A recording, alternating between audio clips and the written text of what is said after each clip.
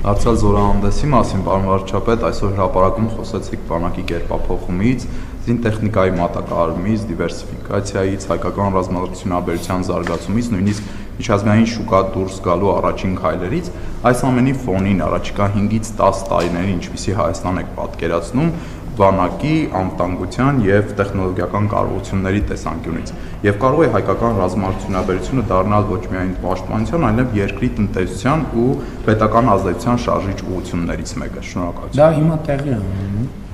է ունենում, բայց ես էլի ուզում եմ ձեր ուշադրությունը հրավիրել, որ այդ համատեքստից ոչ միայն կտրված չէ, այլև շատ էական նշանակություն ունի գիտության ֆինանսավորման շուրջ 2.7-2.8 անգամ ֆինանսավորման ավելացումը 2017 թվականի համեմատությամբ, 2021-ից ընդ որում, և մենք գիտության ոլորտում 100-ից 300% աշխատավարձերի բարձրացում ենք իրականացրել, գիտության ոլորտը գրավիչ է երիտասարդ գիտնականների համար,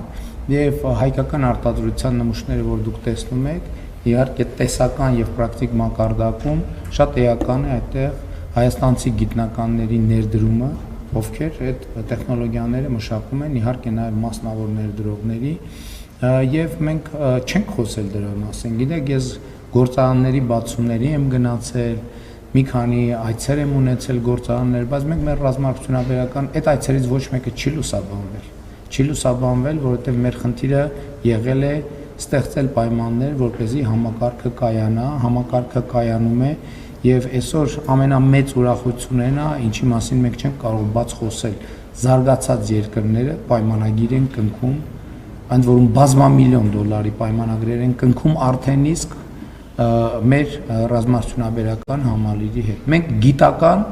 մեծ պոտենցիալ ունենք և գիտության մեջ մեծ ավանդույթներ ունենք,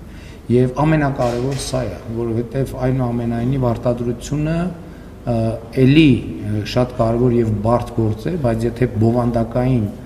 հենքը դրա չկա, շատ դժվար կլինի դա ապահովել, և ուրախ եմ, որ մենք հասել ենք այս կետին, և 5 տարի հետո, 10 տարի հետո պատկերացնում եմ ուղիղ այդպիսին, ինչպիսին այսօր, այսինքն բանակի պաշտպանունակությունը շարունակաբար մեծացնող, այն տարբերությամբ, որ 5 տարի հետո ոչ թե պատկերացնում եմ, այլ վստահ եմ, որ հայաստանյան արտադրության, եթե օրինակ զորահանդես անելու առիթ լինի, հայկական արտադրության ռազմական տեխնիկայի տեսականին շատ ավելի լայն կլինի։ Իդեպ հիմա արդեն ընթանում են որոշ գործընթացներ, արտադրություններ են ստեղծվում, որովհետև նաև տեխնիկայի, ռազմական տեխնիկայի ձեռքբերման հետ զուգահեռ որոշակի ինֆրաստրուկտուրա է պետք դրանց երկարաժամկետ սպասարկման համար,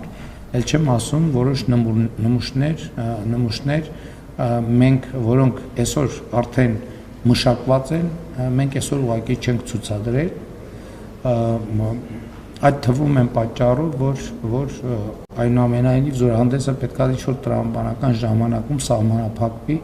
և չենք կարող, ասենք, 2 ժամից ավելի